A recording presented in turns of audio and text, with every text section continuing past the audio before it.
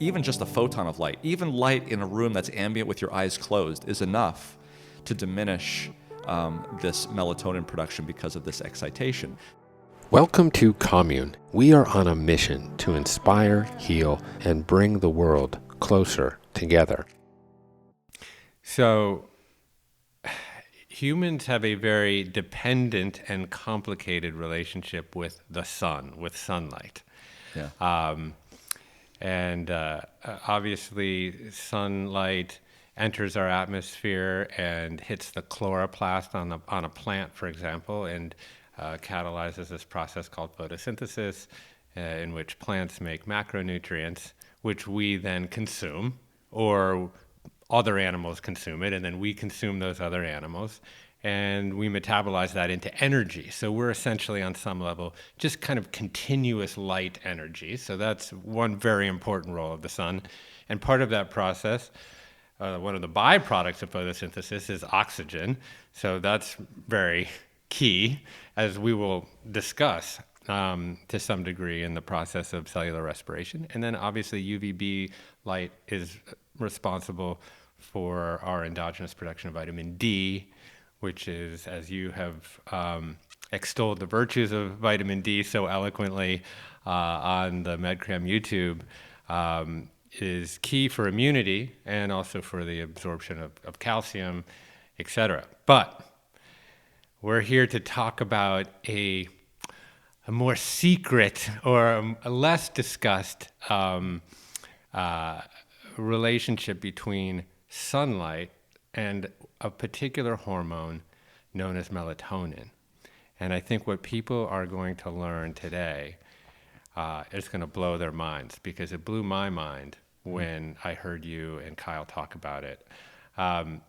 So melatonin's famously associated with sleep. I think most people sort of think of it as a supplement, to be honest.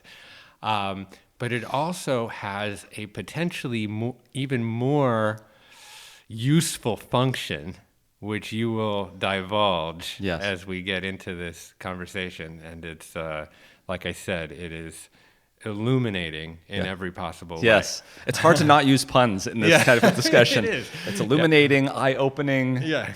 So there are a bunch of terms that you will dexterously move like chess pieces over the next time that we have together here. Yeah. And I thought it would be good just up front, for the sake of the audience, to define some of these terms that we're going to be using throughout this conversation. So I think one place to start would be really helpful if you could define the solar spectrum, the light spectrum. Could you do that? Yeah. So the sun is a big fiery ball at the center of the solar system, and it gives off a tremendous amount of energy. And anything that gives off a tremendous amount of energy is going to give off energy in a wide spectrum. This spectrum that I'm referring to goes from wavelengths that are very short to wavelengths that are very long. What does that mean? For us who have, humans who have eyes and can see light, which is a source of energy, we see different colors. We see red light, orange light, all the colors of the rainbow, all the way to blue light. But that's just a very narrow spectrum, a very narrow slice of that wide spectrum. There is light that we can't see, that's infrared. The reason why it's called infrared is because it has a longer wavelength than the longest wavelength that we can see, which is red light.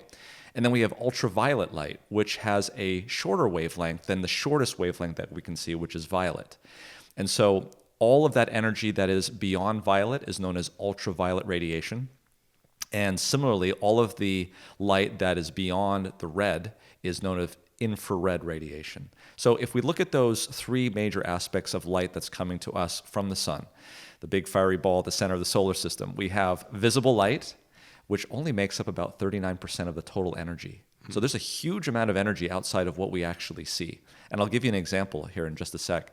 Then we have ultraviolet radiation, which there's a small component of that as well. And that's, as you mentioned, involved in making vitamin D. But then there's this infrared radiation, which is actually more than 50% of the energy from the sun is coming as infrared energy. And how can you detect it? How do you see it? You can't see it. But what you can do to detect it is, try this one day. It's a bright sunny day outside. and you close your eyes so tight that you can't see the sun, even put blindfolds on. If you were to stand outside, you could still tell where the sun is coming from because you feel that warmth.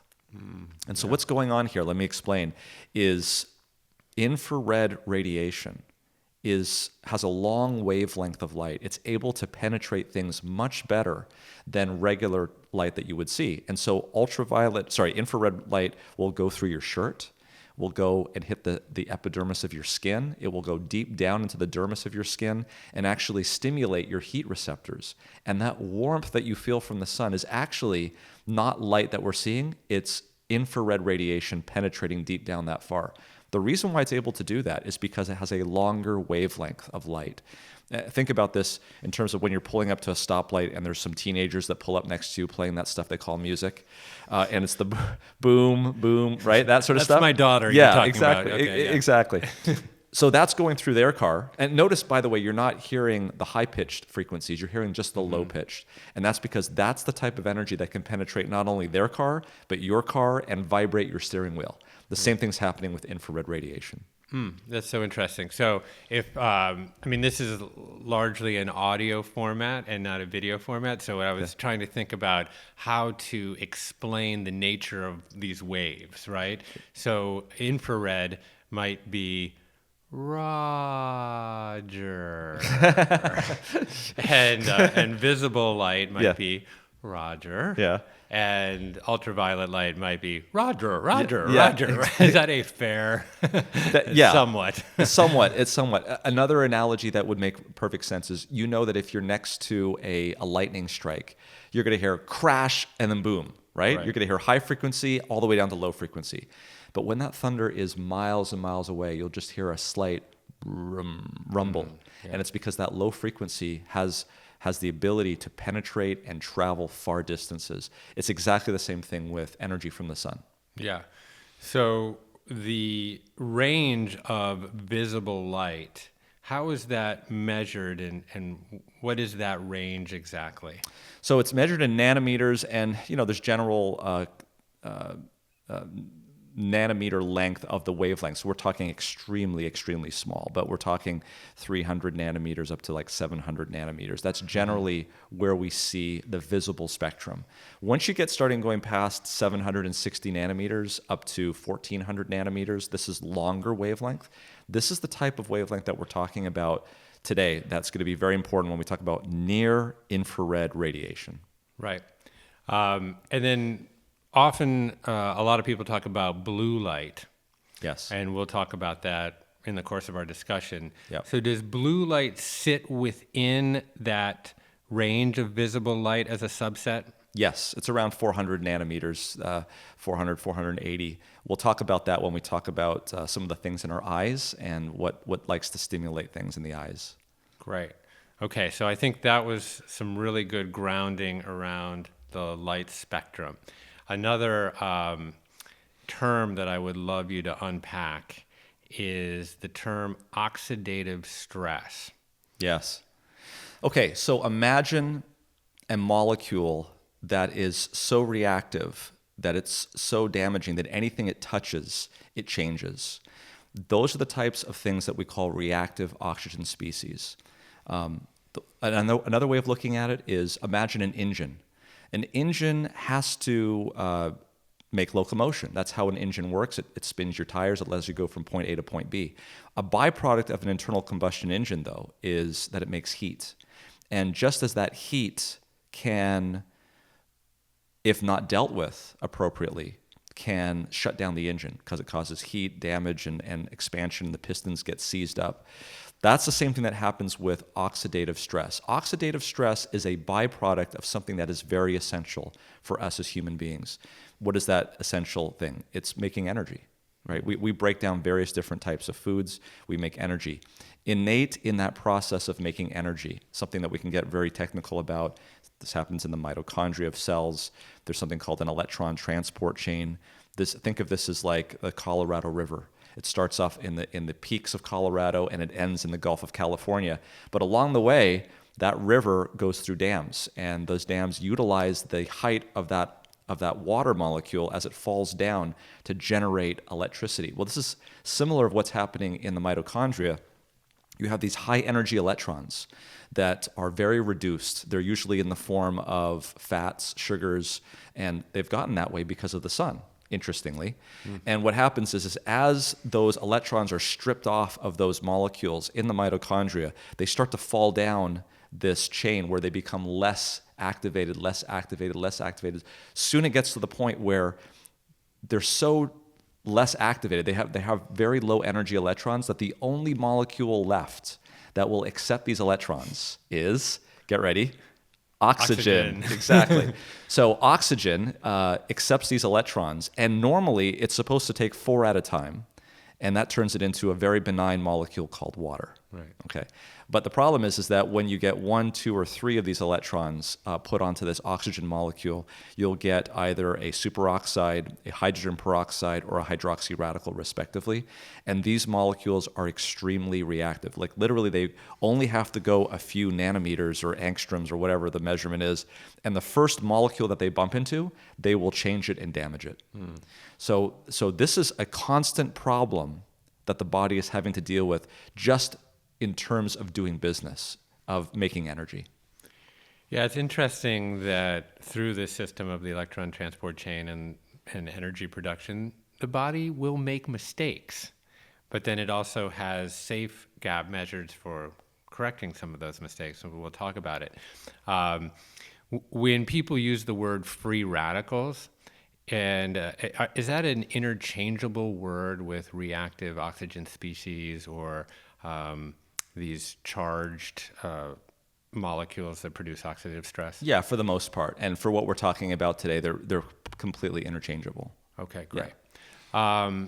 Now, melatonin, it's a hormone, right? Can you talk just a little bit about the nature of melatonin? We don't have to get deep into the biosynthesis of it, although we'll save it for another episode.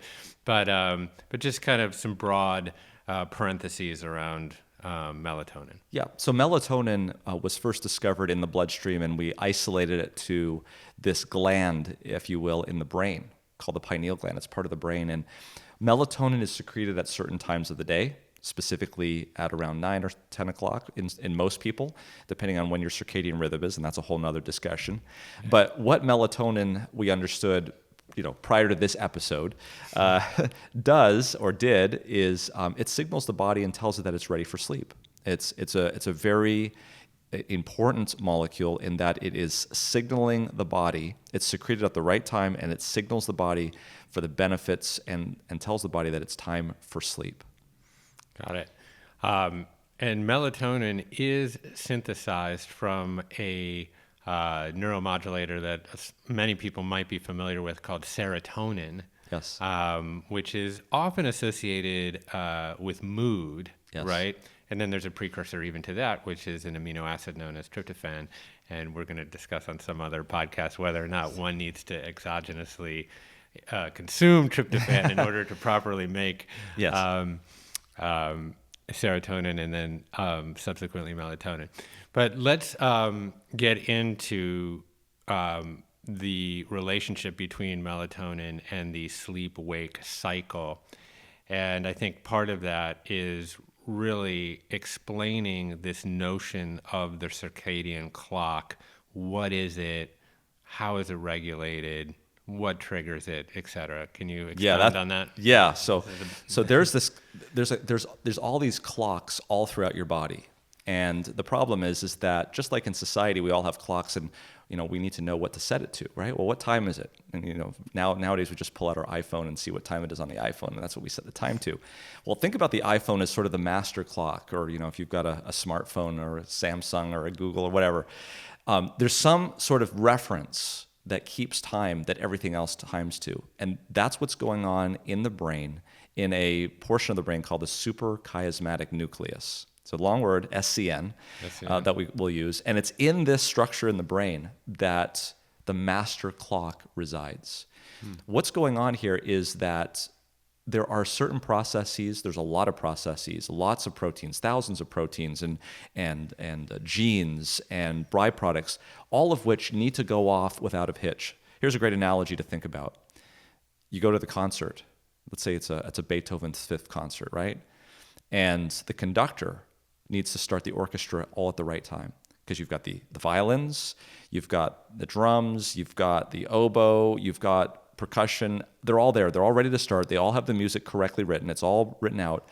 And he's gonna hit that downbeat. Beethoven's Fifth, by the way, starts with a downbeat and then dun dun dun dun. Right, exactly. So if he hits that downbeat, dun dun dun dun, at the right time and everyone's on sync, you're going to get a beautiful performance.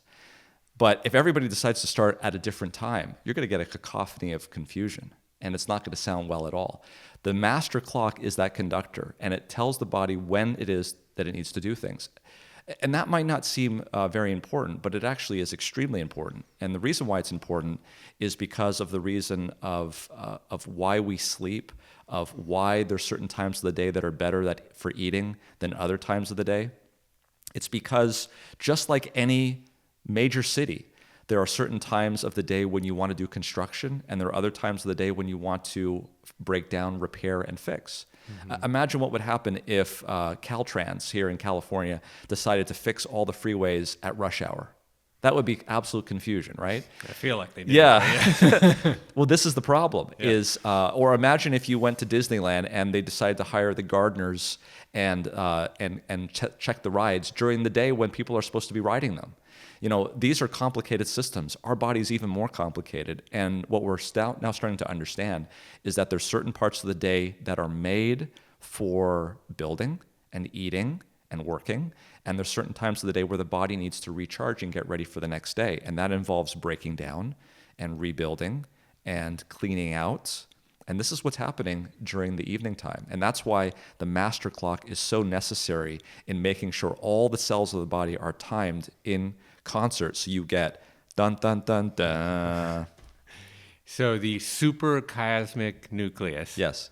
Where is that located? It's like just above the roof of the mouth, kind of? Or? Yes, actually, it's in the name. Supra, meaning above, chiasmatic, that's where the optic nerves cross over, and nucleus, just meaning it's a collection of neurons. So it's right above where the two optic nerves come together. Got it. And so this nucleus is essentially telling the pineal gland what to make, whether or not to secrete melatonin or not, or also has to do with cortisol. Can you kind of break that out a little bit? So think about melatonin as the major hormone that governs the night. It's the moon, if you will.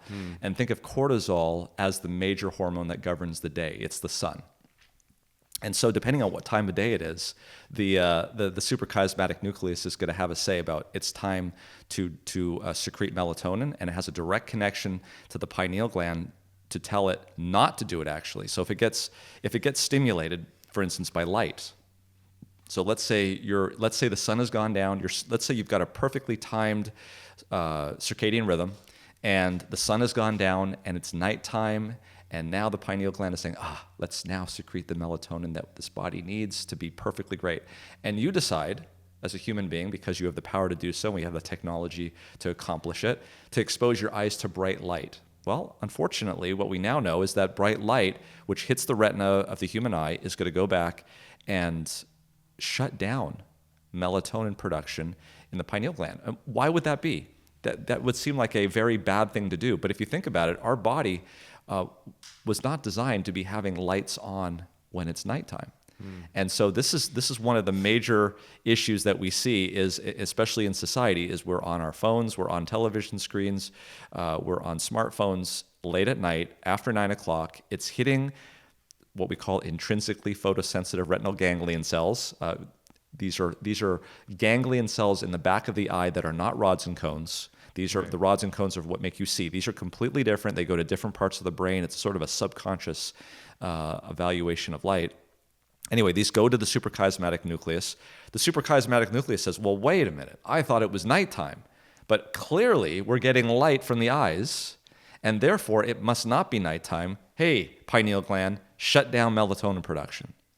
And that's exactly what happens. Got it. So when we are receiving light, particularly blue light, through these ganglion receptors, in the evening, that is essentially monkeying with our clock, Yes. with the suprachiasmatic nucleus, and that is delivering messages to the pineal gland that are screwing up our sleep-wake cycle. And that has a lot of negative knock-on impacts. I mean, you're Yes. a quadruple board certified doctor. One of your focuses is sleep. So Yeah. maybe just unpack for a moment why sleep is so necessary and what happens when we screw with that cycle. Yeah, so we need, the American Academy of Sleep Medicine, for good reason, recommends that adults should be getting at least 7 and up to 9 hours of sleep per night. So, and that's based on very good data that less than that, generally speaking, leads to a number of problems. When you don't sleep, you don't rebuild. We can just list off, metabolic disorders, the diabetes, car accidents, excessive sleepiness, mood disorders. The list goes on and on and on. The most extreme cases, and I'm sure you've seen these as well, is when these gamers go and play for 48 hours straight and then just drop dead. Why did they drop dead? Well, we don't know exactly know all the mechanics about what happened, but clearly, if you go for a long time without sleep, that's not good for your body.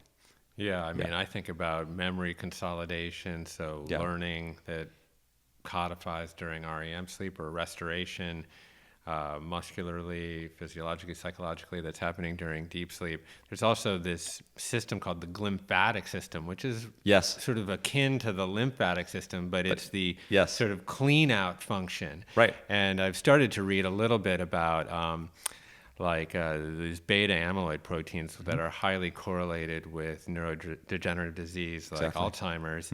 And when you don't clean them out, you're running a higher risk at dementia. I think there's also tau proteins too. We could spend the next hour talking about you name the disease, and I can guarantee you it's tied to lack of sleep. Sleep is what we do for hopefully a third of our life. It's that way for a reason. Yeah, and it's funny because you might think on the surface that it's maladaptive because we're not consuming food, we're not procreating, we're susceptible to predators. So why do we sleep? But now, of course, you have many of these answers. Yeah. Well, and then so the other part that you had mentioned is what effect does this have? So so let's just go back to our initial example there, where we have somebody who's being exposed to light and pineal gland shuts down. It's even worse than that because for that night you're going to have delayed sleep because you're not getting the melatonin, but it's kind of like your suprachiasmatic nucleus, your master clock is saying, okay, fool me once, shame on you. Fool me twice, shame on me. And what happens is that it says, okay, well, since there was light this late in the evening, or what I thought was this late in the evening, maybe it's not really this late in the evening, and I need to shift my maybe we need to delay things a little bit. And so what happens is your entire clock, your master clock, delays. It's kind of like the conductor is conducting, dun, dun, dun, dun, and somebody in the orchestra is slowing down, so he's got to slow down just to, you know what I'm saying? Yeah. And so everybody has to slow down, and that's what's happening. So when you expose your eyes to bright light in the evening on a chronic basis, your circadian rhythm becomes shifted so that now, instead of falling asleep or being ready for sleep at 10 o'clock, you're now falling asleep and being ready for sleep at 12 o'clock. And that has a problem because on the back end of that is, whereas before you might have been ready to get up in the morning at 6 o'clock in the morning, now you're getting ready to get up in the morning at 8 o'clock in the morning. Yeah. And if your alarm has not changed, that means you're going to be having what we call sleep inertia, which is a funny scientific way of saying, I don't want to get up in the morning. Yeah. And that has all sorts of knock-on impacts, like your boss is pissed, yes. Your family's pissed. Exactly. And you're just not operating at an optimal level. And, you made this very poetic relationship between cortisol and melatonin as the sun and the moon. Yeah. So when you're disrupting that schedule of melatonin, you're also disrupting the natural cortisol release, right? And so, and cortisol is associated generally with like alertness, right? Yes. So if that's delaying then that is degrading your ability to be alert and to focus earlier in the part of the day. Is that right? Absolutely. Cortisol sometimes gets a bad rap because everyone's like, oh, we got to reduce cortisol. We got to reduce cortisol. Yeah, at night, it's very important that you have low cortisol levels. It's easier to fall asleep. But when you are getting up in the morning to take on the stresses of the day, it's important to have a good cortisol bolus from your adrenal glands in the morning to take on the day. Bolus. A bolus. I have to look that up after the podcast. An infusion. An infusion, okay. So then let's go into like, well, how does this clock actually get triggered? What are the mechanisms that puts you on a healthy circadian clock? Good. Okay, so imagine you are living on a desert island. There's no electricity. When the sun comes up, you get light in the eye, and when the sun goes down, you cease to have sunlight in your eye. And I were to take somebody in that situation, and I were to put them here in modern day United States or wherever you want to be. What are some of the things that would manipulate that or change that? Because the biggest thing that regulates your circadian rhythm is light. Okay, and just like, well, let me put it this way.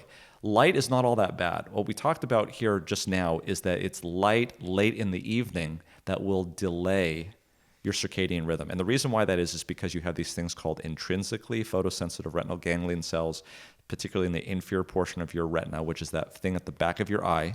So generally speaking, because the image gets flipped when you go into your eye, because these things are concentrated in the lower portion of your eye, it's going to be light particularly in the upper aspect, in the superior aspect where the sun is. Oh, evolution. That's amazing. If you've got this in the upper portion, then it's going to be the thing that affects your circadian rhythm. But it's not the only thing that affects circadian rhythm. Your brain is multifaceted. Food has been recently shown. When you eat can also affect circadian rhythm. Now, when I talk about exposing your eyes to bright light at night, that can delay the circadian rhythm. The opposite is true. If you expose your eyes, or the converse is true, if you expose your eyes to bright light early in the morning, that has the opposite effect. It tends to slightly advance your circadian rhythm, or at least keep it on track. And so one of the things that can be very helpful to make sure that one's circadian rhythm from the desert island being transplanted here into present-day America would be beneficial is if people, when they get up in the morning, were exposing their eyes to bright light in the morning, because what this would do is to maintain it and prevent this drift, this circadian drift of things getting later and later and later. Okay, well, this is a behavior that I have recently adopted. I'll get up in the morning and have some kind of room temperature water, and then go outside and look towards the brighter part of the sky, right? I don't want to look directly at the sun generally. No. Yeah. But even on a clear, beautiful day, like the one we're having today in Topanga, if I'm looking kind of just into the sky, is that enough? And how do you actually measure whether or not it's enough? Yes. So here's another term we have to introduce, and it's lux. Yeah. L-U-X. And it basically is a measurement of the intensity of light. Really, it's the density. And the way it's defined is if you take a candle in a dark room and you hold a 1 meter by 1 meter, it's about 3 feet, away from that candle, the low intensity light that would be emitting on that piece of paper or cardboard is 1 lux. So it's very low. So if we were to look at things relatively, if you look at the amount of light that you would have in a living room, it's about 50 lux. It's pretty low. If you were to go outside in bright sunlight, it's 100,000 lux. Wow. So the point I want to make here is that the difference in terms of lighting in a living room versus outside is much, much, much more than we perceive as a human being. Because any good photographer will know that you can adjust the iris, you can adjust all these things happen in our eyes automatically when we go from inside to outside. But any photographer would know that if you set up a camera to take a photograph inside a living room and use those exact settings and go outside, it would be a big white blotch. Is all you wouldn't see anything because it's so much more intensely bright. Here's the reason why that's important. Is that you may feel like you're getting light exposure in your own house in the morning when you turn the lights on, but it's orders of magnitude higher if you go outside. outside into the actual physical space of being outside, because the amount of light there is so much more brighter. It's going to do so much more for you. And why that's important is for a couple of reasons. We talk about being exposed to light at night. Your intrinsically photosensitive retinal ganglion cells that are what we're talking about here are very sensitive at night, unfortunately. So just a little bit of light at night is enough to shut down melatonin production and delay your circadian rhythm. Unfortunately, in the morning, those same intrinsically photosensitive retinal ganglion cells are not as sensitive. And so you need a lot more light to get the same benefit. Now, how much light do you need? So let's actually put this down into brass tacks and real numbers. It's about 3,000 lux hours. So what does that mean? If you were to put your eyes in front of something that's 3,000 lux and spend 1 hour, that would be enough. Or if you were to spend 20 minutes in front of something that's 10,000 lux, okay? Yeah. Or you were to spend 1/10 of 20 minutes, which would be 2 minutes, in front of something that's 100,000. So you see what I'm saying? So the Absolutely. brighter light that you're in, the faster you're going to get what you need out of those intrinsically photosensitive retinal ganglion cells. Got it. And in order to get the proper amount of lux, do you necessarily need to be looking up at it, given that these, I'll try to say, Yeah, you don't want to blind yourself. Yeah, intrinsic photosynthesized retinal ganglion cells Yes. are in the lower part of your retina. Yes. So do you need to be perceiving this light in an upward trajectory? No, in fact, what you want to do is keep your eyes level, because if you were to look up at the light, right. then what would happen is now that light would be shining in sort of the center of your retina, and to have them shining in the inferior portion, you want the light up high, and you want to be looking kind of level. This is actually what we do. Let's say for instance, there's many people that when they get up at 5 or 6 in the morning, there is no sun, right? Because of where they are on the planet. Right. And so what you can actually buy are these things called SAD boxes or SAD boxes. SAD stands for seasonal affective disorder, which is one of the consequences, by the way. It's a different pathway. It's instead of the intrinsically photosensitive retinal ganglion cells going to the suprachiasmatic nucleus, there are actually some neurons that go to something else, another part of the brain that actually regulates mood. And so when they don't get enough sunlight, not only does the suprachiasmatic nucleus suffer, but also their mood suffers. And so what we do for them is get them these SAD boxes. And these SAD boxes generate about a 10,000 lux. And so what we do is we have them place it in front of them about 15 inches away from their face, and it's up high so that when it hits the eye, it's illuminating the inferior portion of the retina. Got it. So let's say that your job essentially imposes its own self on you, and you have to be subject to some light in the evening. Am I deducing properly that light, you might want to keep that light lower? Yes. And in a certain spectrum range, right? Yes. So we know that it's particularly blue light that is the most sensitive in terms of exciting these intrinsically photosensitive retinal ganglion cells. But even just a photon of light, even light in a room that's ambient with your eyes closed, is enough to diminish this melatonin production because of this excitation. So what we try to do is let's give you what the best case scenario is. The best case scenario is turning off all the lights and going to bed shortly after 9 o'clock. That's the best case scenario. But we don't always live in the best case scenario. So what will we go from there? We're trying to reduce as much as possible. So making the lights low down, because lights that are low down on the floor, like maybe even the these emergency lights that you have that come on if the power goes out, they will be reflecting up on the superior aspect of the retina, and that's not where those retinal ganglion cells are. Also, because blue light seems to be more stimulating to these, moving things more toward the red spectrum would be a better way of doing things, because you'll get less stimulation per lux. And then having your upper lights on dimmers or completely turning them off would be actually the best thing to do. Yeah. Are you a subscriber to the blue blocking glasses? I think it's a reasonable thing to do, especially at night. I would definitely say, though, that if you want to get good sunlight exposure in the morning time, you want as much blue light as possible. So, it depends on the time of day, just like everything else we're talking about. So blue blockers at night, not a bad idea. In fact, even setting your computer with a setting that after a certain time it goes to more of a blue blocker type of relay, and a lot of those screens actually have that built in. And maybe even wearing blue blockers at night. But in the daytime, in the morning especially, you don't want to really be blocking that blue light, because that's exactly what we want to be stimulating. Yeah.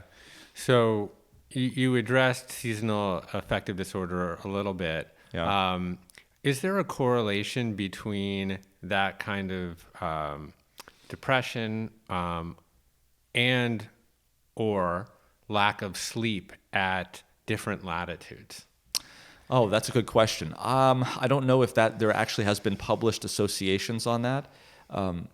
I think that that sleep probably affects both genders about the same, maybe females a little bit more. We definitely have information, though, that females are more susceptible to this SAD, or this seasonal affective disorder. Mm-hmm. And if you live in Sweden, for example, my stepmother is Swedish, and obviously that's a very different schedule of light versus living at the equator. Yeah. So what are some of the techniques that you would advise or counsel on if you are living in a place that has a great amount of variation as it pertains to one's ability to get natural light? Yeah. So obviously this is going to be sunlight is going to be a scarce resource in the wintertime. So try to maximize your ability to get outside in the sun. One aspect that we alluded to, but we didn't say much about, was the amount of light that comes through on the position of the sun. So real briefly, when the sun really has to be high overhead to get any kind of ultraviolet light. But regardless of where the sun is on the sky, infrared is usually going to penetrate. So even though you might not be getting ultraviolet in the wintertime because the sun is not high enough, you're still getting infrared radiation, right? When that sun comes up, the snow is still melting. It's because of infrared that it's melting. That's what's doing it. Oh, that's so yeah. But if like in Sweden, for instance, in the morning, sometimes it takes like 7, 8, 9 o'clock in the morning before the sun is coming up. So what do you do in that situation? I think the light box is a good way of using technology to our benefit to avoid some of those things, and it works very well. There's been a number of studies that have shown that morning light in the form of a light box, morning light in the form of what we call dawn simulation. That's another way of simulating the dawn that comes up. You can actually buy these lights that are full spectrum in your room, and as you're sleeping, the light just starts to get brighter and brighter and brighter, even though your eyes are closed. And the studies have shown that these people have less sleep inertia. Again, that means just they feel better. They want to wake up and they have more energy when the light is coming on in the morning. Yeah. And so just to close this particular chapter, when there is a secretion of melatonin, what is the mechanism there by which melatonin makes one feel somewhat hypnotized or sleepy or tired? What is the link there between melatonin and actually going to sleep? Well, melatonin has its effect in terms of, it's kind of a chicken and the egg thing a little bit, because the circadian rhythm is really what makes us feel sleepy and want us to go to bed. There's actually two things in there. There's the homeostatic drive and the circadian rhythm drive. So melatonin is both a byproduct of the circadian rhythm, but it's also feeds on the circadian rhythm and tells it where it moves. Right. So I think in terms of what is it that really makes us ready to fall asleep is in part melatonin, because people who take melatonin will feel sleepy. It does kind of put you to sleep. There are melatonin receptors in the brain that does that, but the real thrust of what makes us really fall asleep and get good rest is this homeostatic drive, which we haven't talked about up to this point, but has to do with adenosine and adenosine receptors, and then the circadian rhythm, which is overlaid on that, and that allows us to also go to sleep. You may think that the shifting of the circadian rhythm is kind of an evil thing, right? Well, why can't we just keep it right where it is? Well, think about this. If you were to, jump on a plane and fly to New York or fly to Europe, you'd want that ability for that circadian rhythm to migrate, because that's exactly what has to happen when you get to those places. Right. And in fact, there's a whole nother science on what can you do now to speed up your migration or your jet lag, so when you get to the place you don't have a problem. And if you understand what we've talked about today, you can actually do this ahead of time, so that when you arrive in London, you're already ready to go and you don't have as much problems with jet lag. Yeah. There's another episode to be done on the nature of caffeine. Yes. and adenosine and adenosine receptors. I think that's a whole other fascinating thing that I don't think people really completely understand about the nature of drinking coffee, et cetera. Yeah. Just one more point on the sleep-wake cycle and its relationship with sun and melatonin. Would you ever recommend supplementing with melatonin? Yeah, I think supplementation with melatonin has its place. The problem is that the majority of people who take melatonin take way too much melatonin. So the amount of melatonin that you need to simulate the pineal gland secretion is around the order of 1 to 2, maybe even 3 milligrams of melatonin. Most people are taking 5 to 10 milligrams, which is far too much. And it actually works less well when you're taking that much melatonin. So if you are going to take it, I would recommend taking it 1 hour or so before bedtime. I would try first with 1 milligram. Very small amount is really what you need to do. And what this is going to do is help the pineal gland. I don't know if it needs help, but some people feel that they need it. I think far more efficacious than taking a melatonin supplement is to turn down lights and to make sure that lights are dim. It's much better, and it's much more natural and endogenous. Got it. I keep promising that we're going to move on, but I have you here, so I have to get at it, which is, is the release of melatonin, is the time window individuated? Like, there's this notion of chronotype, that everyone has a different chronotype, which essentially determines the window in which melatonin is secreted. Is that... Do you believe in chronotypes? Absolutely, yeah. They definitely exist. There's no question. There's what we call morning larks and evening owls. I believe, based on the data, that the majority of those people are there because of behavior. But that being said, there are a subsection of people who definitely have gene polymorphisms that, just because of all the clock genes, BMAL, clock 1, clock 2, PER1, PER2, these are all genes that we can measure in the human body. Because of mutations, and because of mutations essentially that cause issues with their circadian rhythm, they actually are more of a lark or an owl. Absolutely. Mm-hmm. Great. Okay, I want to move into the more surprising part of the conversation. I think we've thoroughly covered the relationship between melatonin and sleep and the circadian clock. Now we're going to go into a really new and previously uncharted territory for melatonin. Now, but first, I think we need to do a little more term defining, okay? Okay. So the body produces energy in what is called the mitochondria. Can you talk a little bit about what the mitochondria is? Yeah, so inside of the cell are what we call organelles. These are little... if the cell was a human being, the cell would have organs inside of it, okay? And that's what this is. It's an organelle. So the mitochondria is responsible for taking basically food products that are high in energy, mostly from the sun. So the 3 groups of things that we eat are fats, proteins, and carbohydrates.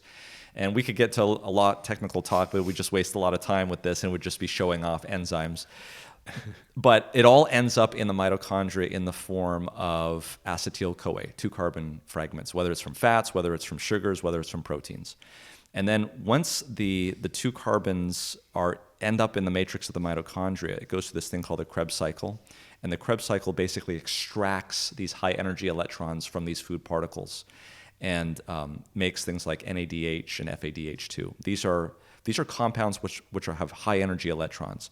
And then it goes to something called the electron transport chain, which is there's sort of an inner membrane of the mitochondria, and that's where these electron transport molecules are. And then begins this thing I was talking about before, was the Colorado River. It starts up in Colorado and slowly meanders its way down into the Gulf of California. And as it does so, it loses altitude. And at every dam, there's a dropping of that water. And of course, the water is harnessed to turn turbines and generate electricity. Well, what happens here is essentially the same thing, is these high energy electrons drop down in this electron transport chain. And at every point where it drops down, it's that energy is harnessed to pump protons into the inner membrane space, which is later used for production of ATP, which is the final common product of all of this, right? Everything runs off of ATP. Well, as we said, imagine the water now trickling into, about to trickle into the Gulf of California. What body of water is acceptable to take this water? Well, it's something that's got to be really low. In fact, it's the ocean. There's nothing lower than the ocean, right? And in this case, it's oxygen. And this is the reason why we breathe. And when we stop breathing and stop getting oxygen, things shut down pretty quickly. Right. And this is why we're so unique, that aerobic energy production is so massively productive. Right. Versus anaerobic energy production, which is basically fermentation, Correct. Which only makes like a couple ATP, but this is making like 32, 34 ATP, Correct. which animates every single thing that we do, every thought that we have, every motor movement. And this is just once you break down that process of cellular respiration, which we could do some other time, Right. it is just like mind-blowing what's happening at the cellular level. But one of the byproducts, as you mentioned earlier, of the production of ATP are these reactive oxygen species. Is that right? Correct.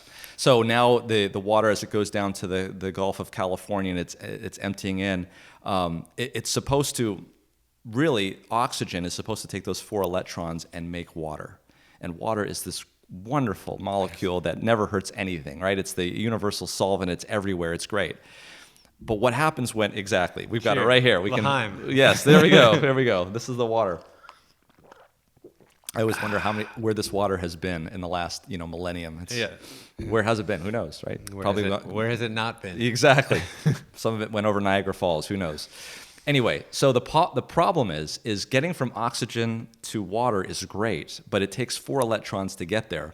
And sometimes, especially when there's a lot of throughput, when there's a lot of carbohydrates that are going through the system, when there's a lot of proteins, a lot of fats going through the system can be overwhelmed. And when the system is overwhelmed, that's kind of like revving your engine up to 6,000 RPMs, it gets hot. And the reason why it's getting hot is it's burning a lot of energy and there's a lot of waste. No engine is perfect. And the electron transport chain is it's not an exception to that rule. And so what you make are these, instead of making water, you make a whole bunch of species in between that have 1 electron only, or 2 electrons only, or 3. And this is kind of like going to a couple's dance with a few singles. Right? The singles are going to really mess up that whole thing. It's like, who are these singles that are coming to a couple's dance? Well, that's what these electron species are. They've only got 1 electron, and everyone else has got 2, and everyone else is doing fine. And so this one comes along with 1 electron, and it steals it from someone else. And so now there's something else that's left with 1 electron, and then it basically damages the proteins, just like heat would damage the engine. Right. So these are highly reactive compounds in our system that could really cause a lot of damage. And what are some of the downstream impacts of oxidative stress are? I mean, think about damaging a protein. Whatever would happen with damaging a protein, whether it's Alzheimer's disease in the brain, or whether it's diabetes because the insulin molecule is not working well. There are so many diseases that are tied now to mitochondrial dysfunction. Diabetes, suboptimal health, neurodegenerative diseases, even autism has been linked to mitochondrial dysfunction. I'll tell you a really sad story. This is a little off script, okay? So I went to this dance school as a young boy. I went kicking and screaming, but all my friends would go. Yeah. And I was sort of like an awkward, chubby kid. And so the dance teachers would, do the demonstration in the middle of the gym floor, and then there would be like 50 girls on one side of the gym and like 51 boys on the other side of the gym, and then they would say go, and everyone would pair off. Yes. And I would be left wandering around the gym with no one to love. You were the hydroxy radical. I was the hydroxy radical.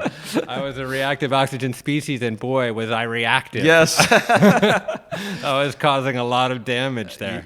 And the teacher came in, and she will turn out to be the melatonin. Okay, you've set it up. Yeah. Okay, we'll keep pulling on this analogy. Yeah. Now we've got an issue within the mitochondria where through this energy production process, we've made a few reactive oxygen species or a few free radicals. Yeah. But fortunately, there is a system to counteract that, right? Correct. So before we move on, I want to make sure that people understand that reactive oxygen species are not always bad. So because reactive oxygen species are so damaging, it's actually one of the weapons that our immune system uses to kill bacteria. So for instance, the macrophage, which is part of the white blood cell system, will go through, and when it encompasses a bacteria, it will surround it, and it will use this very system of reactive oxygen species to kill the bacteria. Yeah, and there's this emerging field of adversity mimetics, or engaging in behaviors that elicit a kind of a hormetic response that are often short-term oxidative stress. So I believe even some forms of hydrotherapy, like cold bathing or something, or high-intensity interval training, although that might not be the greatest thing. We could talk about that at some other time. But even I think fasting or any stress that doesn't kill you, make you stronger, right? Yeah. And so oxidative stress sometimes gets painted as a completely pejorative circumstance, but as you say, not always. Right, and it's a lot more complex, and I would argue that the reason why that those things are beneficial is because you are in meter doses exposing the body to something like this, that the body now has to amplify the counter so it's ready to go when something happens that's not a metered dose in that sense. These reactive oxygen species are used. And the other point I wanted to make before we go on and talk about what melatonin does is realize that reactive oxygen species are so reactive that in order to have a solution for them, they have to be there on site. In other words, these reactive oxygen species don't have to travel very far to be able to do damage. The first molecule that they bump into, they're going to react with. And so in other words, you have to have enough of the right stuff nearby to be able to mitigate that problem. Got it. And the melatonin that we talked about in the first half of this conversation, that is secreted by the pineal gland. That's right. And that is secreted into the bloodstream. So that's serum melatonin. That's correct. But we're about to talk about something very different, right? Correct. Exactly. Now, granted that serum melatonin does get into the cells and get into the mitochondria. And in fact, that is one of the solutions that we're talking about. So in other words, if the mitochondria is the engine of the body and it's making locomotion, but oops, as a side effect, it's making heat, and how do we take care of this heat? What's the oil? What's the water cooling system? In fact, it is melatonin. And there's a solution that's completely different for the day than there is for at night. Yeah. And here it is. So at night, we've already discussed what it is. It's melatonin that's secreted from the pineal gland, pineal, different ways of pronouncing it. But that goes from the serum into the cell and then into the mitochondria, and it does its job there, very interestingly. And so at night, you're not using your engine that much. It's idling. It's down at 1,000 or maybe 700 RPM.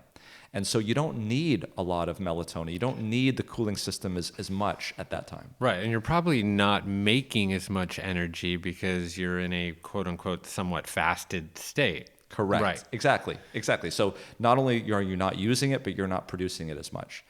Contrast that with the day.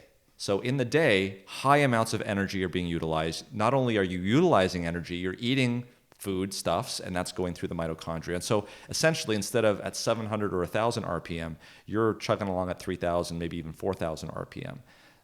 Certainly, if you don't have a cooling system, you're going to be in trouble. So what's the solution? It's actually melatonin. But you're like, wait a minute. I thought you just said that when we expose our eyes to bright light at night, or even during the day, our pineal gland doesn't make melatonin. How is it happening? Now we have the discussion about infrared radiation. So there was a paper that was published about a year or so ago by the chief editor at Melatonin Journal, which is Russell Ryder, and another colleague of his, Scott Zimmerman, who reviewed the data. The title of the article was "The Optics of the Human Body," And what they were looking at was this idea that melatonin, we know for a fact, we've got the data that shows that melatonin, without a shadow of doubt, is produced on site in the mitochondria. It's just fascinating. In fact, not only is it produced in the mitochondria itself, it's produced in amounts that are orders of magnitude higher than what we see in the pineal gland. Wow. Because we hear a lot about glutathione. Yes. That became a very famous Yes. antioxidant, Yes. if you will. Yes. But we don't really hear about this phenomenon of melatonin being produced in the mitochondria. How does that actually happen? Well, they actually did some biochemical and organic chemistry studies where they would label the carbons in the precursors, as we've mentioned, serotonin. And then when they were able to actually measure, and it's really difficult to do this, you've got to get into the cell, into an organelle of the cell, and do what we call micropipetting, and they'd be able to actually extract specifically from that area. And they were able to find that the carbons that were labeled in serotonin showed up in the melatonin that they were extracting. So they've shown it very elegantly. They've isolated the enzyme that does this. There's no question that melatonin is secreted is produced actually on site in the mitochondria. So you're telling me that infrared light, non-visible infrared light,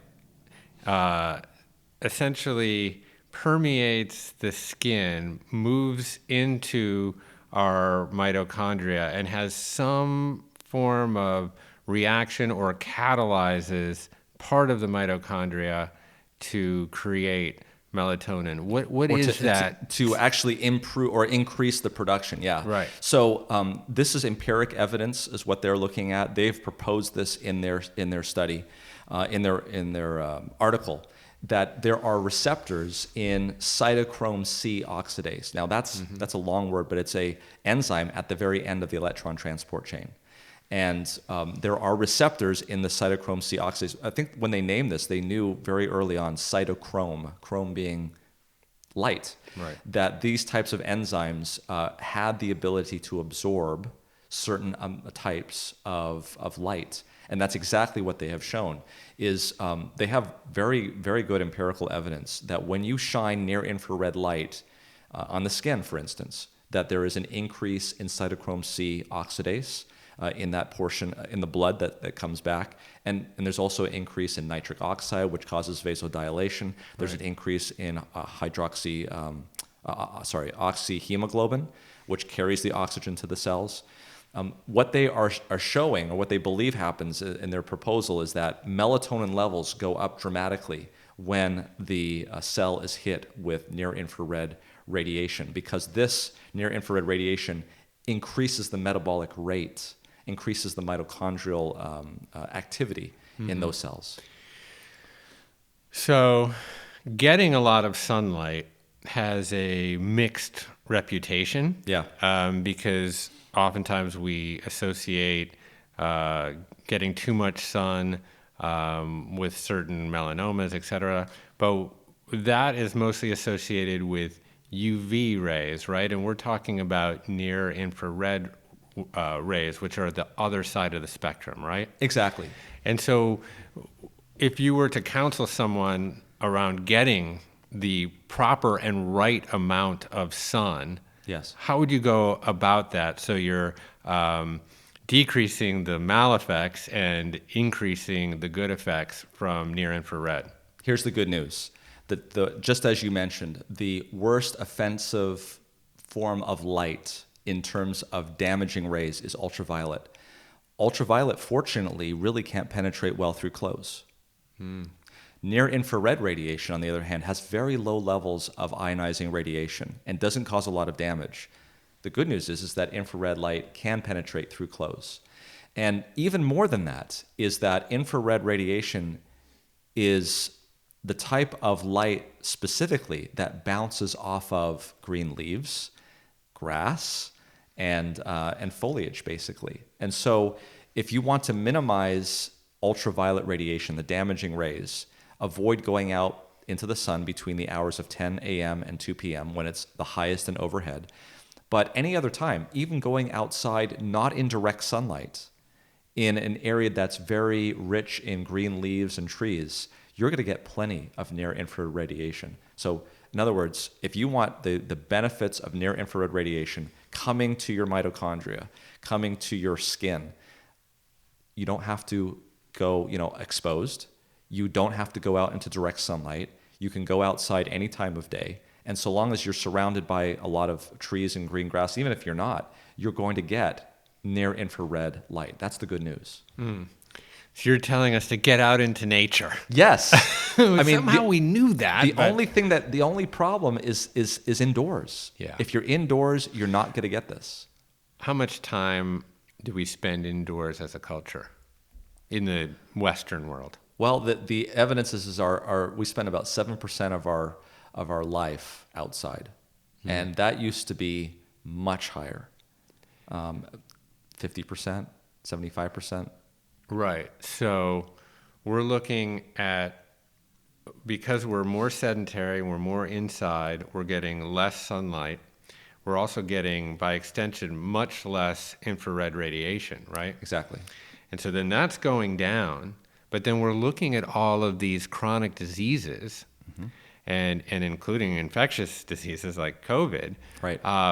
But we're looking more generally at chronic diseases that are highly associated with oxidative stress. Yes. And they are efflorescent. They're going like this. Yes. So do you feel as if there could be a correlation between our sedentary indoor existence and this increasing trend in chronic disease associated with oxidative stress? Absolutely. I mean, there's no question there's a correlation. The only question is there a causation? And that's merely academic, because you can never say that something is caused by something that's correlated. But boy, it certainly looks very, very likely. Okay. So let's shift just a few degrees to COVID. Yeah. Because I believe that you have found data that shows, again, a high correlation between COVID infection, and particularly severe COVID infection, and levels of oxidative stress. Is that correct? Absolutely. There was a study that was just published about a month or two ago.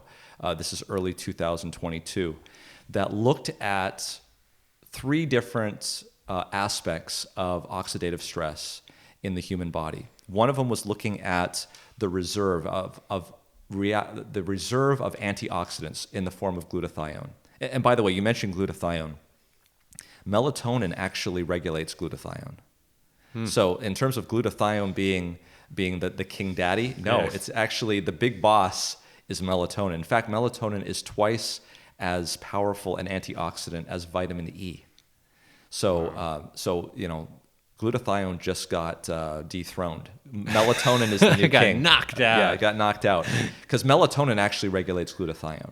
Wow. So just to put it in its place, glutathione is important, and it's a good measurement. And that's in fact what they measured in this study, is how much glutathione was in the cell. The next thing that they looked at oxidative damage, and the amount of oxidative stress. And then the last thing they measured was the oxidative damage, and it was the same pattern every time. They found 2 findings. Number one is, as you get older, the amount of oxidative stress goes up innately, even without COVID-19. And the amount of oxidative damage goes up, and the amount of oxidative or reactive or glutathione goes down. So in other words, as you get older, all the things that make you more susceptible to an oxidative stress test goes up. And that's exactly what we would have expected. But when they looked at those people along those same age lines who had COVID now, it was actually put to an extreme. People who had less oxidative reserve had even less oxidative reserve in COVID. People who had oxidative damage had even more oxidative damage in COVID. So it was very clear that this was the case. And it shouldn't come as any surprise, because we know from studies that ACE2, which is the target of SARS-CoV-2, is very instrumental in the regulation of oxidative stress in the cell. ACE2 actually converts something called angiotensin 2 into angiotensin 1,7. Angiotensin 2 is a very powerful pro-oxidant. Angiotensin 1,7 is an antioxidant. So it's kind of like if you're playing basketball, right? and you're going down the court, your team steals the ball and prevents them from making a basket, and then goes down the court and scores a basket. They call that a 4-point switch, right? When you steal a ball, that's exactly what happens with ACE2. It destroys something that's going to cause oxidation and instead creates something that's going to prevent oxidation. That's a 4-point switch. And what happens when the SARS-CoV-2 virus hits that ACE2 receptor? It shuts it down. And now that's no longer happening. So you have a buildup of pro-oxidants, you have a depletion of antioxidants, and the oxidative stress that gets put on that cell is tremendous. If it is out of balance to begin with, because of all of these issues that we've talked about, that might be enough to just knock it over the edge. And people with obesity, diabetes, elderly age, these are all the things that we see, not surprisingly, that are problems in COVID-19. Wow. So from our discussion that we've had, we know that near-infrared radiation stimulates the production of melatonin at the mitochondrial level, which can be a very powerful antioxidant.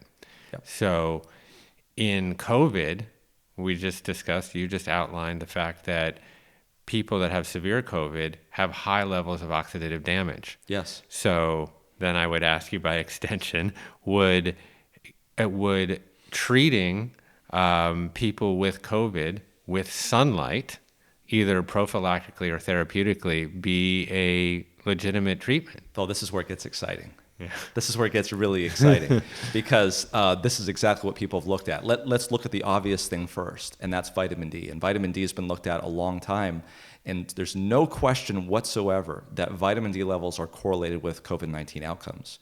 The question has always been, if you were to give vitamin D, would it change the outcome? And there's been some mixed results on that. There have been some studies that seem to be positive, and there's other studies that have not.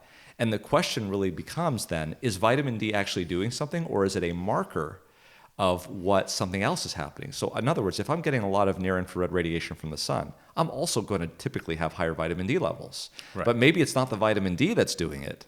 Maybe it's the near-infrared making melatonin that's having a helping hand.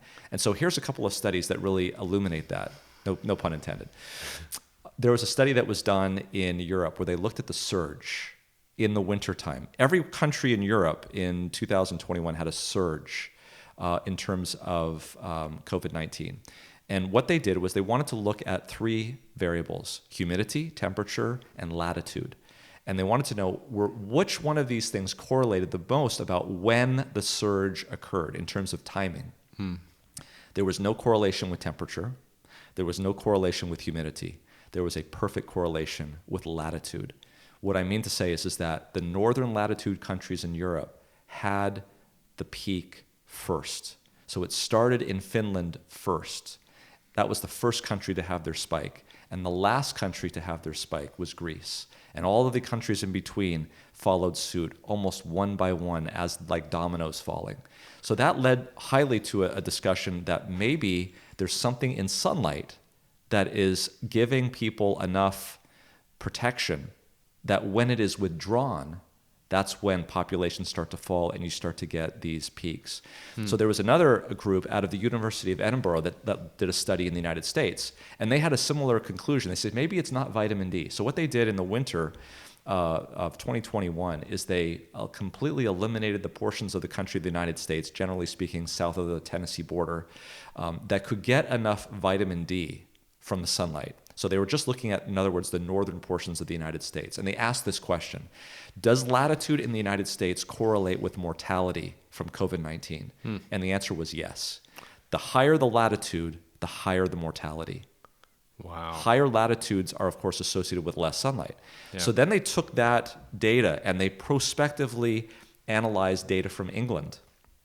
They came up with exactly the same conclusion, that latitude predicted mortality. The higher the latitude, the more north they were, the higher the mortality. And they then applied it to Italy, and they found exactly the same thing. And the conclusions of the authors said that if this is causative, if this is correlative, but if this were to turn out to be causative, I love how they said this could lead to public health interventions. So what kind of public health intervention? And you know, it's fascinating to me because when you look back at history, it almost seems as though we're rediscovering things that we knew 100 years ago, because this is what they used to do. Yeah. Well, meditation and yoga and the paleo diet gets billed as something that's new, but it's funny with the name like that. But or just organic and regenerative farming, for example. That's just the way that we used to do it. Right. And this is not to undermine or undercut many of the incredibly important advancements of modern medicine, particularly on the infectious disease side and treatment around trauma, et cetera. But it is very, very interesting that we are rediscovering many of these modalities and techniques that actually are quite old, that might in some ways have been intuited by thinkers or doctors without the benefit of great tools of science, but that may be highly effective at preventing disease or helping human flourishing. So it's fascinating. And on your YouTube video that you and Kyle released recently on the MedCram channel, you have some just unbelievable photos of, I think these are like 100 years old, right? Yeah. Of a hospital with beds lined up outside in the sunlight. Yeah, so if you look at some of these hospitals and what they did 100 years ago, I know I've read of one Dr. Wells Rubel who wrote about this, his experience during the pandemic and what they were doing at that time. And he refers to this as rational therapy. Okay, and he compared his experience to what was going on in the Army hospitals. Okay, let's talk about what his experience was. And when we look at this, we can see that this is in fact the case, is when they were treating patients with influenza, they were having them go outside into the sunlight.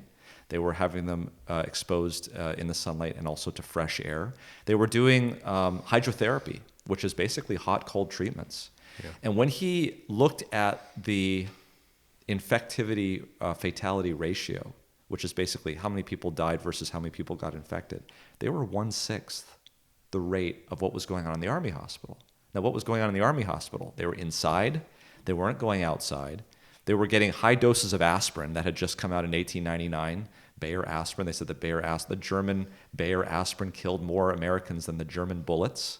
This is often said. It's very interesting. Right. Yeah, because what would this do? It would kill the fever. It would reduce fever. And fever, we know, is one of the benchmarks of our immune system. So you put all of this together, not just the sunlight, not just the fresh air, but also the hot-cold therapy, the things that we're using technology to help our body do what it needs to do. And you look at those photographs that you mentioned about, and this is not just in the United States, some of those photographs were from England. It seems as though we kind of knew how to treat this 100 years ago. Now, we may have had technology that has invented antibiotics and medications, and I think those things are good in a place. But what we've done is we've totally bought into that as being exclusive. And we took something that was working and we've completely ignored it. And I think that's the problem. Yeah. And I think it warrants saying that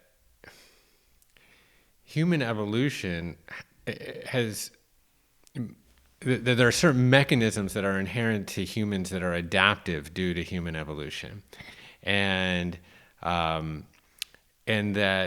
as a more general statement, I think what we're finding is that technology and culture is in some ways outpacing our ability to adapt, or outpacing evolution.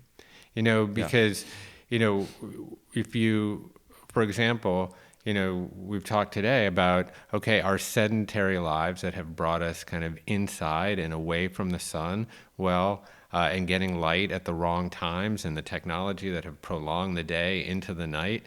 But you could also look at the availability of food on a 24/7, 365-day basis, where there's no scarcity anymore. Yeah. And that's due to great technological innovation. And but on the other hand, now, one might say that refined sugar and refined grain is more deadly than famine. Yeah. So yeah.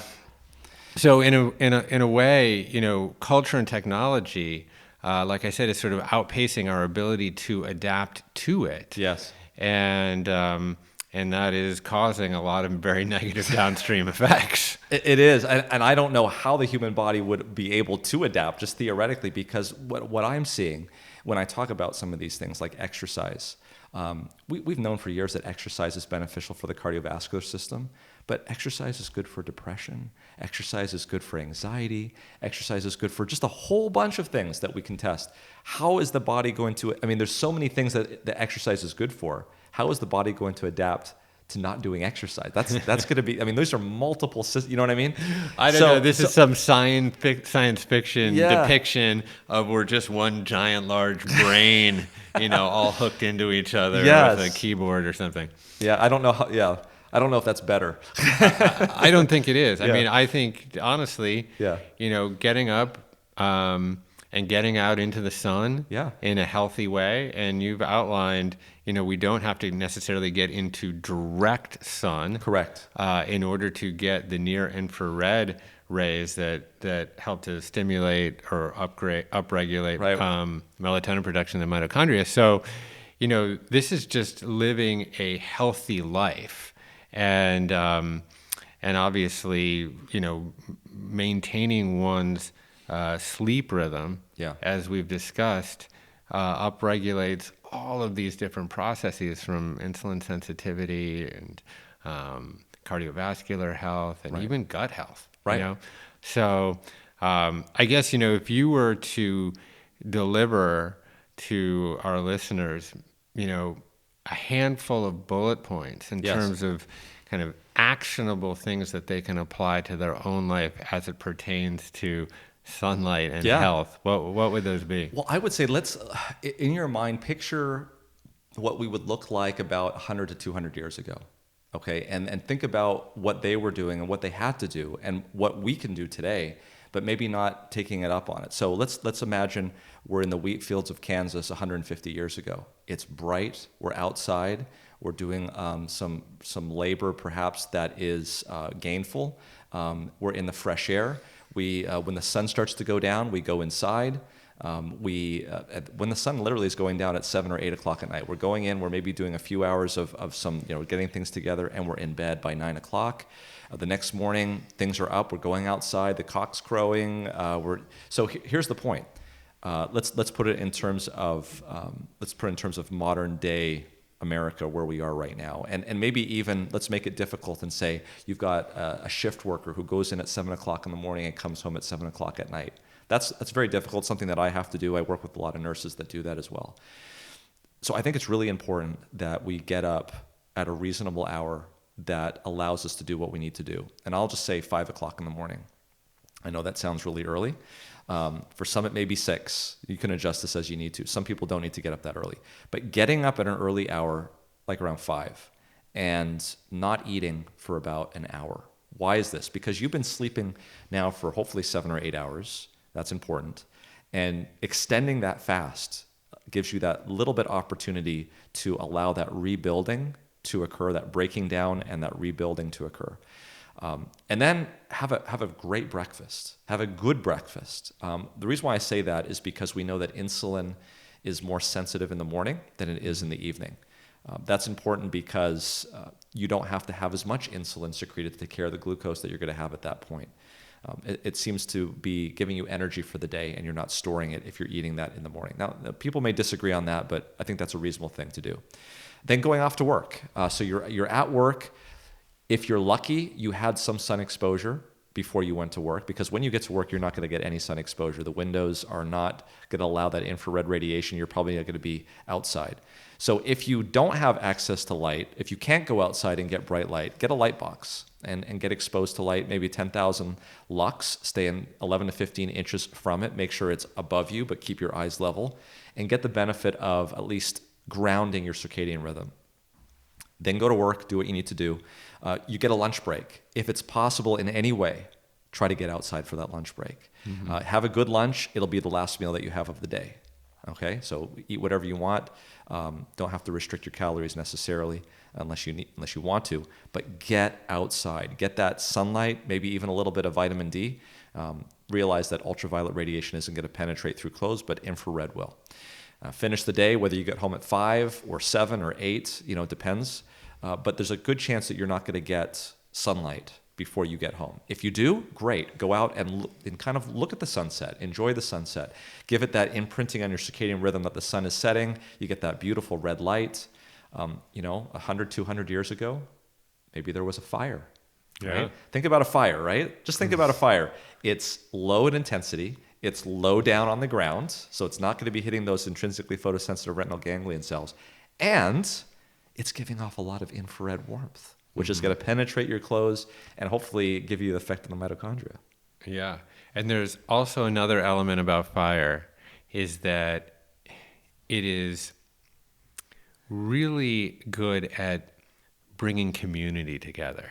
Yes. And I just think back to even 2 nights ago, when you and Kyle and I were hanging out in the sauna in very dim light, Yes, right? yes. It was very dim. It was very dim, thankfully for my physique. Yeah.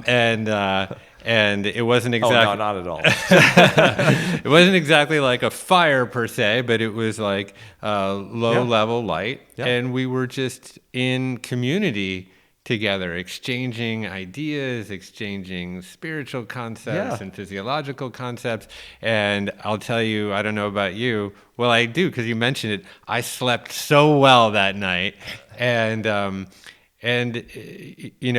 think that there is a part, many of us have been studying different elements of the blue zones, for example. Yeah. And it's very much, akin to how you describe sort of an ideal day, or how you can make a day as good as it possibly can be. Yes. And community is a component of that seems to have be very correlated with people thriving into their hundreds and on. And I'm certainly been blessed to be in community with you guys. Us as well. Over the last few days, and just so grateful for your work in general, which I find to be actually not just thorough and rigorous, but very brave, because you have managed to carve out a lane that is a very difficult one to carve out in this day and age, particularly on the internet.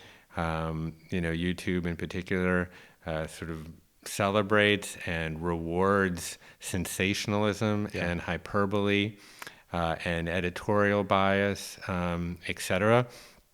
And it's just kind of the nature of leveraging human negativity bias for clicks and watch times and all this kind of stuff. Right. And so what we've seen over the last couple of years is, the channels and the media that has really gotten many of the biggest eyeballs are sometimes the one that veers off to the most sensationalized or the most hyperbolized. Right. But you guys have just stayed with the evidence-based science. You've been open-minded. You've addressed all sorts of ideas from all sorts of across the light spectrum, if you will.